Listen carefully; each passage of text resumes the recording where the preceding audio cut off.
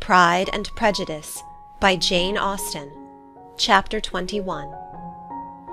The discussion of Mr. Collins's offer was now nearly at an end, and Elizabeth had only to suffer from the uncomfortable feelings necessarily attending it, and occasionally from some peevish allusions of her mother.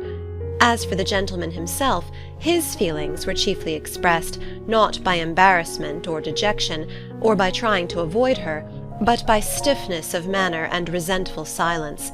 He scarcely ever spoke to her, and the assiduous attentions which he had been so sensible of himself were transferred for the rest of the day to Miss Lucas, whose civility in listening to him was a seasonable relief to them all, and especially to her friend.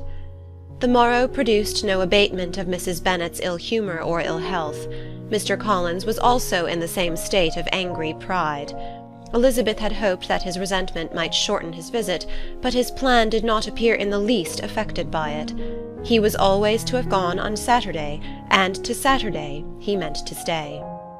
After breakfast the girls walked to Meryton to inquire if Mr. Wickham were returned, and to lament over his absence from the Netherfield ball.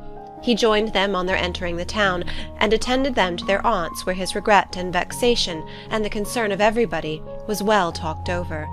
To Elizabeth, however, he voluntarily acknowledged that the necessity of his absence had been self-imposed. "I found," said he, "as the time drew near, that I had better not meet Mr. Darcy, that to be in the same room, the same party with him for so many hours together, might be more than I could bear, and that scenes might arise unpleasant to more than myself." She highly approved his forbearance, and they had leisure for a full discussion of it, and for all the commendation which they civilly bestowed on each other, as Wickham and another officer walked back with them to Longbourn, and during the walk he particularly attended to her. His accompanying them was a double advantage. She felt all the compliment it offered to herself, and it was most acceptable as an occasion of introducing him to her father and mother. Soon after their return, a letter was delivered to Miss Bennet. It came from Netherfield. The envelope contained a sheet of elegant little hot-pressed paper, well covered with a lady's fair flowing hand, and Elizabeth saw her sister's countenance change as she read it, and saw her dwelling intently on some particular passages. Jane recollected herself soon, and putting the letter away, tried to join with her usual cheerfulness in the general conversation. But Elizabeth felt an anxiety on the subject which drew off her attention even from Wickham, and no sooner had he and his companion taken leave, than a glance from Jane invited her to follow her upstairs. When they had gained their own room, Jane, taking out the letter, said, "This is from Caroline Bingley. What it contains has surprised me a good deal. The whole party have left Netherfield by this time, and are on their way to town, and without any intention of coming back again. You shall hear what she says." She then read the first sentence aloud, which comprised the information of their having just resolved to follow their brother to town directly, and of their meaning to dine in Grosvenor Street, where Mr. Hurst had a house. The next was in these words: "I do not pretend to regret anything I shall leave in Hertfordshire, except your society, my dearest friend, but we will hope, at some future period, to enjoy many returns of that delightful intercourse we have known, and in the meanwhile may lessen the pain of separation by a very frequent and most unreserved correspondence. I depend on you for that." To these high-flown expressions Elizabeth listened with all the insensibility of distrust, and though the suddenness of their removal surprised her, she saw nothing in it really to lament. It was not to be supposed that their absence from Netherfield would prevent Mr. Bingley's being there, and as to the loss of their society, she was persuaded that Jane must cease to regard it in the enjoyment of his. "It is unlucky," said she, after a short pause, "that you should not be able to see your friends before they leave the country. But may we not hope that the period of future happiness to which Miss Bingley looks forward may arrive earlier than she is aware, and that the delightful intercourse you have known as friends will be renewed with yet greater satisfaction as sisters? Mr. Bingley will not be detained in London by them." "Caroline decidedly says that none of the party will return into Hertfordshire this winter. I will read it to you." When my brother left us yesterday, he imagined that the business which took him to London might be concluded in 3 or 4 days, but as we are certain it cannot be so, and at the same time convinced that when Charles gets to town he will be in no hurry to leave it again, we have determined on following him thither, that he may not be obliged to spend his vacant hours in a comfortless hotel. Many of my acquaintances are already there for the winter. I wish that I could hear that you, my dearest friend, had any intention of making one of the crowd, but of that I despair. I sincerely hope your Christmas in Hertfordshire may abound in the gaieties which that season generally brings, and that your beaux will be so numerous as to prevent your feeling the loss of the 3 whom we shall deprive you. It is evident by this, added Jane, that he comes back no more this winter. It is only evident that Miss Bingley does not mean that he should. Why will you think so? It must be his own doing. He is his own master. But you do not know all. I will read you the passage which particularly hurts me. I will have no reserves from you. Mr. Darcy is impatient to see his sister, and to confess the truth, we are scarcely less eager to meet her again. I really do not think Georgiana Darcy has her equal for beauty, elegance, and accomplishments, and the affection she inspires in Louisa and myself is heightened into something still more interesting from the hope we dare entertain of her being hereafter our sister. I do not know whether I ever before mentioned to you my feelings on this subject, but I will not leave the country without confiding them, and I trust you will not esteem them unreasonable. My brother admires her greatly already. He will have frequent opportunity now of seeing her on the most intimate footing.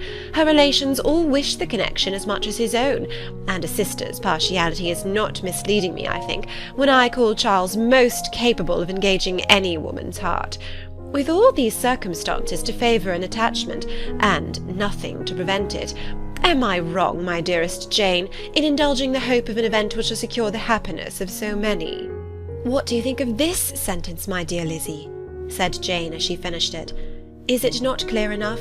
Does it not expressly declare that Caroline neither expects nor wishes me to be her sister, that she is perfectly convinced of her brother's indifference, and that if she suspects the nature of my feelings for him, she means most kindly to put me on my guard?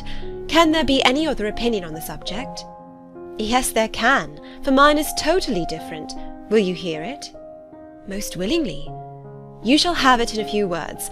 Miss Bingley sees that her brother is in love with you, and wants him to marry Miss Darcy. She follows him to town in hope of keeping him there, and tries to persuade you that he does not care about you. Jane shook her head. Indeed, Jane, you ought to believe me. No one who has ever seen you together can doubt his affection. Miss Bingley, I am sure, cannot. She is not such a simpleton. Could she have seen half as much love in Mr. Darcy for herself, she would have ordered her wedding clothes. But the case is this, we are not rich enough or grand enough for them, and she is the more anxious to get Miss Darcy for her brother, from the notion that when there has been one intermarriage, she may have less trouble in achieving a second, in which there is certainly some ingenuity, and I dare say it would succeed, if Mr. Berg were out of the way. But, my dearest Jane, you cannot seriously imagine that because Miss Bingley tells you her brother greatly admires Miss Darcy, he is in the smallest degree less sensible of your merit than when he took leave of you on Tuesday, or that it will be in her power to persuade him that, instead of being in love with you, he is very much in love with a friend. If we thought alike of Miss Bingley, replied Jane, your representation of all this might make me quite easy, but I know the foundation is unjust. Caroline is incapable of wilfully deceiving anyone, and all that I can hope in this case is that she is deceiving herself. That is right. You could not have started a more happy idea, since you will not take comfort in mine. Believe her to be deceived by all means. You have now done your duty by her, and must fret no longer. But, my dear sister, can I be happy, even supposing the best, in accepting a man whose sisters and friends are all wishing him to marry elsewhere? You must decide for yourself, said Elizabeth, and if, upon mature deliberation, you find that the misery of disobliging his 2 sisters is more than equivalent to the happiness of being his wife, I advise you by all means to refuse him. How can you talk so? Said Jane, faintly smiling. You must know that though I should be exceedingly grieved at their disapprobation, I could not hesitate. I did not think you would, and that being the case, I cannot consider your situation with much compassion. But if he returns no more this winter, my choice will never be required. 1,000 things may arise in 6 months." The idea of his returning no more Elizabeth treated with the utmost contempt. It appeared to her merely the suggestion of Caroline's interested wishes, and she could not for a moment suppose that those wishes, however openly or artfully spoken, could influence a young man so totally independent of every one.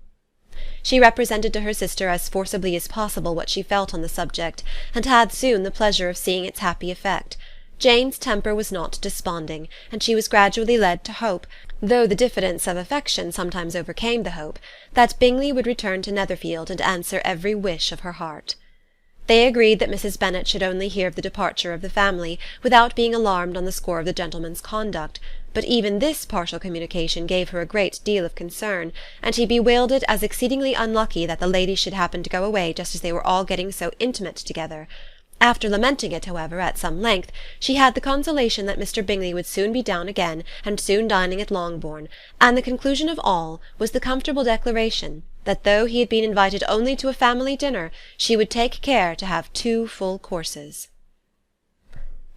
Chapter 22